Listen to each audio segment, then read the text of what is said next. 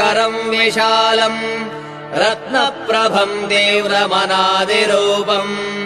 दारिद्र्यदुःखक्षयकारणम् च पुनातु माम् तत्सवितुर्वरेण्यम् यन्मण्डलम् देवगणैः सुपूजितम्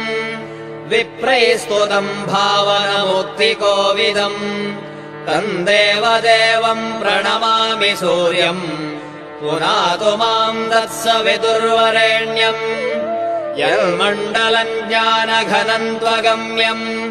त्रैलोक्यपूज्यम् त्रिगुणात्मरूपम्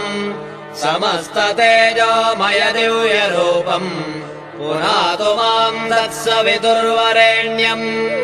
यन्मण्डलम् गूढमतिप्रबोधम् धर्मस्य वृद्धिम् कुरुते जनानाम् यत्सर्वपापक्षयकारणम् च पुनातु माम् तत्सवितुर्वरेण्यम् यन्मण्डलम् व्याधिविनाशलक्षम् यदृग्यजुस्सामसु सम्प्रगीतम्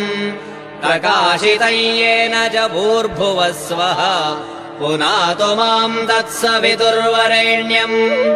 यन्मण्डलम् वेदविदो वदन्ति गायन्ति यच्चारणसिद्धसङ्घाः।